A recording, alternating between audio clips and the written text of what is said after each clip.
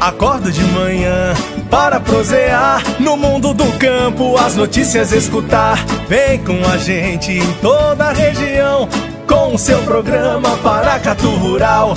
Tem notícias, informação e o mais importante, sua participação. Programa Paracatu Rural. Programa Paracatu Rural. Olá, amigo produtor. Aqui é o Brandalize no Minuto do Produtor. E começamos o comentário de hoje com a nova notícia aí da vinda lá dos Estados Unidos. O nosso amigo Trump voltando aos noticiários. Ele essa semana está fazendo acordos aí com a União Europeia aí para facilitar as negociações aí para não ficar fora do mercado global de produtos. Está tirando algumas tarifas impostas aí aos produtos da União Europeia, derivados do aço, componentes de remédios e vários outros, e com isso está fazendo um acordo aí para a União Europeia dar preferência à compra da soja americana aí nas próximas negociações. Então, com tarifas menores para produtos europeus, os europeus comprariam mais soja americana aí para dar um fôlego aí ao produtor americano que está afadado meio à falência aí com o isolamento dos Estados Unidos frente aos negócios com a China, que é o maior comprador mundial. Para o mercado brasileiro, o reflexo disso é pequeno, porque a gente exporta muito farelo aí para a Europa, então vai ter uma pressão maior talvez sobre a indústria. O nosso ministro da Agricultura, Blairo Maggi, está tentando negociar com a China para viabilizar as exportações de farelo brasileiro diretamente para a China. Talvez compense um pouco esse quadro aí que a indústria perderia. Mas o principal fator é que no global aí nós vamos continuar exportando muito, porque a China vai dar preferência a compras brasileiras. Só para ter uma ideia, no ano passado a China comprou cerca de 55 milhões de toneladas de soja do Brasil. Nesse ano as projeções eram para 60 milhões de toneladas e agora com essa guerra comercial Trump-China, podemos chegar aí à venda de 65 milhões de toneladas de soja para a China. Então, veja o volume aí de crescimento. Então, vamos ter maciçamente a China aí como compradora, acima de 80% do volume que nós vamos exportar do grão. Fechou-se uma janela que seria para a Europa aí, diminuiu a abertura da janela, vai se abrindo uma porta maior aí, que é da China. Não vemos problema para isso. A boa notícia é que com a abertura aí, com negócios da soja americana para a Europa, o mercado de Chicago começou a reagir um pouco mais, aí mostra uma melhora nos níveis, acaba favorecendo um pouquinho. O mercado estava totalmente em baixa, aí inviabilizando a safra americana, então mostram uma retomada do crescimento e as cotações indo para a faixa dos $9, se aproximando dos $9,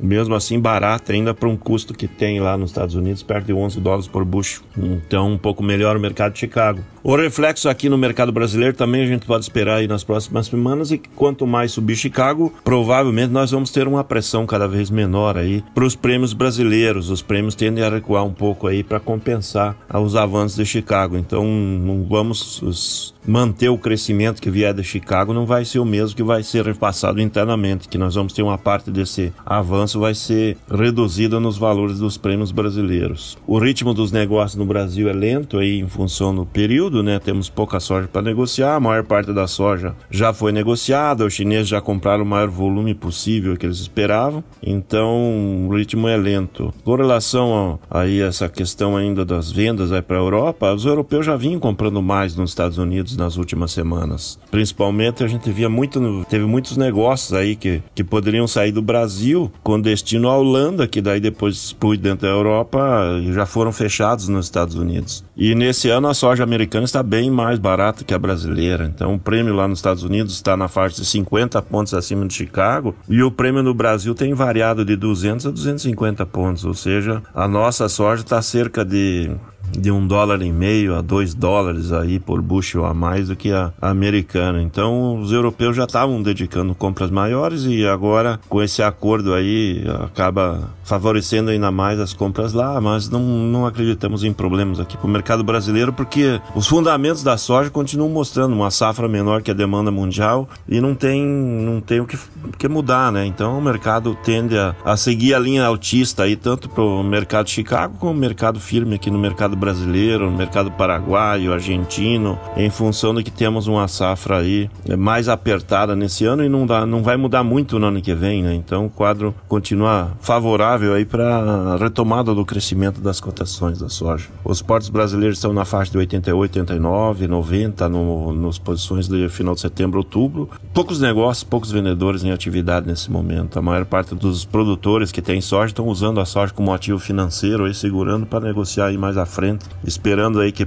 quando se aproximar a eleição o dólar possa retomar um pouco a linha de alta, porque nas últimas semanas ele veio com linha de baixa e atingiu os menores níveis em 2 meses aí nessa semana. No mercado do milho segue colheita, produtor colhendo, entregando contrato ou segurando o milho, poucos negócios, todo mundo esperando aí pela definição do que vai acontecer com a tabela dos fretes, né? Porque os fretes hoje continuam inviabilizando novos negócios na exportação, continuam embarcando, mas são contratos antigos e grande parte está chegando via trem ou via caminhões próprios e praticamente nada de caminhões de autônomos ou contratados que teria que seguir a tabela. Então nesse ritmo os negócios continuam parados, sem grandes novidades aí. O que vem confirmando é a colheita mostrando que realmente teve perdas na safra e aí vamos ver aí na sequência o volume de que se perdeu, mas é provável que superem em muito aí a marca das 10, 12 milhões de toneladas perdidas nessa seca aí que nós tivemos sobre a safrinha, que vai deixar um quadro um pouco mais ajustado de oferta e demanda, mas não vai faltar milho aí para o setor do suíno, do frango, que nesse segundo semestre deve retomar aí, como já está mostrando aí as exportações. Vamos voltar a evoluir bem no mercado internacional de carnes, tanto o suíno, tanto o frango, o boi também voltando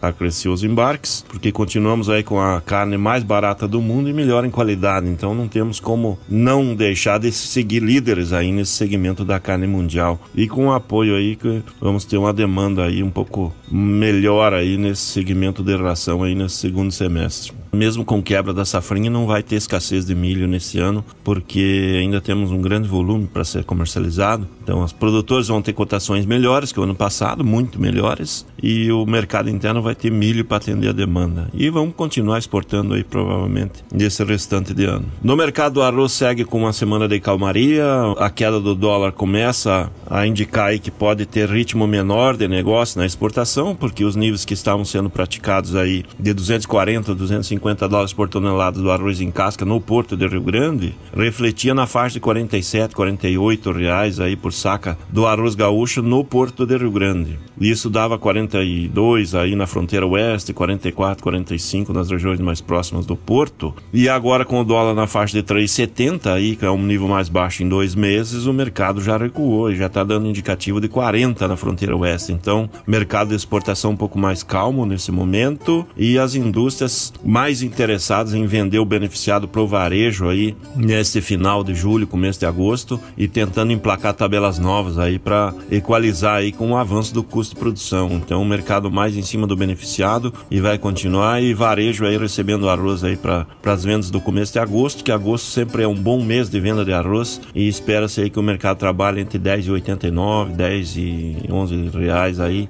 a 20 reais na maioria das posições do pacote, na maior parte devendo trabalhar entre 13 e 15 reais no varejo, que são preços bem atrativos para o consumidor, que vai continuar levando muito arroz para casa. O parceiro do arroz é o feijão, continua barato aí no consumidor, o mercado aí na faixa de 100 reais, um pouco abaixo o carioca, que está saindo das regiões produtoras do centro-oeste nesse momento, devendo ter ajuste provavelmente aí na segunda quinzena de agosto, quando nós esperamos aí pressão de alta, principalmente na linha do carioca aí, que vai ter uma redução de oferta a partir do meio de agosto em diante, daí oferta limitada, e aí pressão positiva. O preto já está com níveis melhores, aí de 120, 130, 140, e com isso o nível de varejo também vai ter uma correção. Mesmo assim, os preços do feijão vão estar bastante atrativos aos consumidores, e o arroz e o feijão do dia a dia vai ser bem negociado aí aos consumidores nesse mês de agosto, que é um mês de demanda de alimentos básicos crescente e tradicional, mês de boas vendas aí de arroz, feijão, óleo de soja, ovos, todos esses alimentos básicos aí que devem seguir com forte demanda nesse segundo semestre. O mercado do trigo segue firme, né, com a quebra da safra da Europa. O mercado disparou lá em Chicago, o mercado interno também dando pressão de alta, vai valorizar o trigo nacional. Temos problemas com o trigo do Paraná, principalmente, que está sofrendo com a seca. É sinal positivo aí para o pessoal do trigo, né? Vai ser um ano favorável para o produtor de trigo. E é isso aí, amigo produtor, aqui foi o Brandalize no Minuto do Produtor. Um grande abraço a todos, até o próximo. Mas eu vou dizer uma coisa pra você, viu? Se quiser colocar propaganda sua aqui nesse programa, eu vou dizer um negócio, você vai ter um resultado bom demais, senhor. Isso mesmo, é facinho, senhor. Você pode entrar em contato com os meninos ligando no telefone deles, é o 38, é o 991810123, bem fácil. É muito bom porque aí a sua empresa vai sair dentro de um programa que é ligado aí ao homem pra mulher do campo. É bom ou não é, só?